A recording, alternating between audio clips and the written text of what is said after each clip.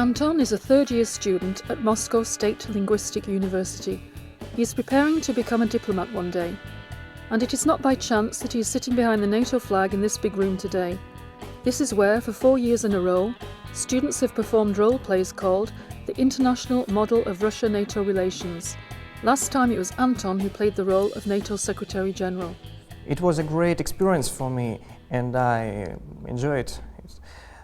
For us, for students of the Moscow State Linguistic University, especially for those who are planning to link their future with working in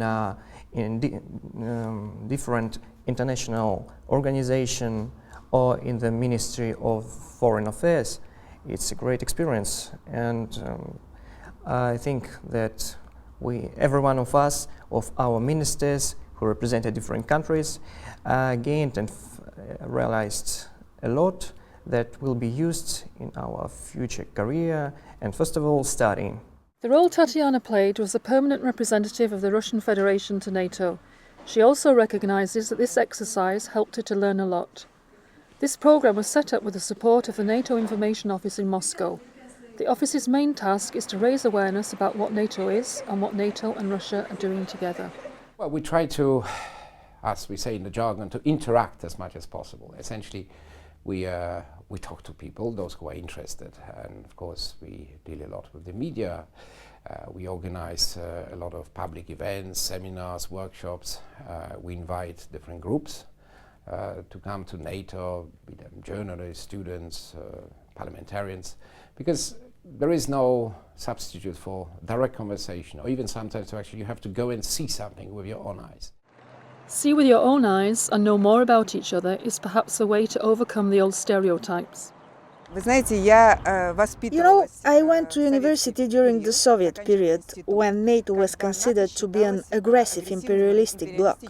There are still people that do not want to believe how much NATO transformed itself in the period after the end of the Cold War. And when I ask these people, if you don't want to take into consideration NATO's transformation, what do you want? Lots of them reply, it would be good if NATO dissolved itself as the Warsaw Pact did. Well, you do have some small ghosts sometimes sticking their head out of the place they should be buried. And I think these ghosts are basically some old stereotypes, because as always in life, whether it's about relationship, partnership between NATO and Russia, or even relation between people, it always starts here, right? It's people have to be convinced that they trust each other, and I think there's so many very good reasons. Fighting common threats was one of these very good reasons. It was in the wake of the attacks against the World Trade Center in New York that NATO and Russia set up a common action plan on terrorism in the framework of the establishment in 2002 of the NATO-Russia Council.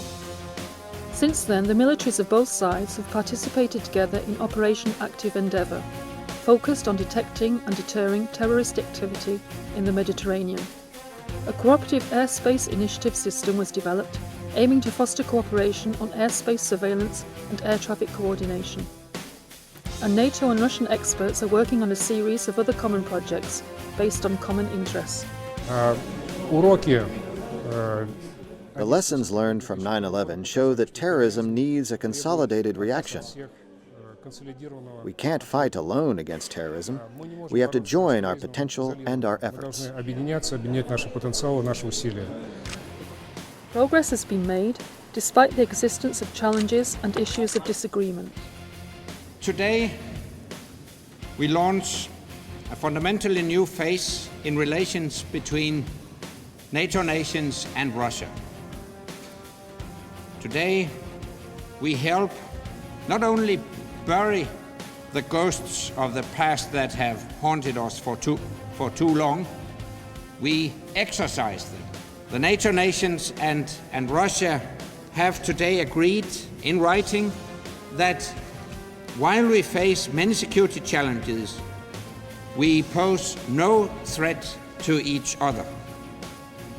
That alone draws a clear line between the past and the future of NATO-Russia relations. Это очень важный этап в выстраивании This is a very important stage of building meaningful, full-fledged partnership relations between Russia and NATO.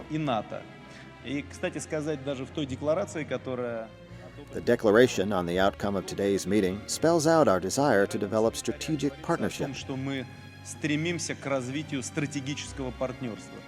These are not incidental remarks. They mean we are overcoming the difficulties of the recent past. Neither side, of course, has illusions that disagreements and the old-fashioned stereotypes will disappear overnight. I think there is no magical formula, but the more we discuss things, the more we have a chance really to find out what is it that we really worry about, because frankly, we should not be worrying about each other. We have enough on our plates to work together and solve the problems, because, put it simply, Russia and NATO can make a difference, and very often we do. For Anton and Tatiana, who make efforts to learn and understand NATO-Russia relations, the answers are pretty obvious. I think that we should cooperate together just to solve different problems like missile defense and drugs and terrorist attacks and so on, you know. Career diplomats are hopeful. I think we have a chance once again. We had such chances in the past. We have a chance once again to really take a big step forward in NATO-Russia relations after the Lisbon summit in particular. And I really hope that we will use this opportunity to fill the relationship with substance. And substance for me means military-to-military cooperation, first of all, making sure that our Russian partners participate in as many programs as possible. Russian senators who visited NATO HQ this spring for the first time since 2003 consider that their presence in Brussels is in itself a step forward in the bilateral relations. I would say that interparliamentary contacts are the first step in the right direction. The second step would be on the level of NGOs, and the third step would be the involvement of civil society in finding solutions to questions related to security. I hope that this time we can keep our efforts synchronized, that there will be no major disagreements ahead, and that we can overcome differences of approach, differences of opinion, as they exist, for example, in the area of missile defense. The story on NATO-Russia relations is to be continued. How? The future will show. In the meantime, Anton and Tatiana are preparing themselves to be part of this future.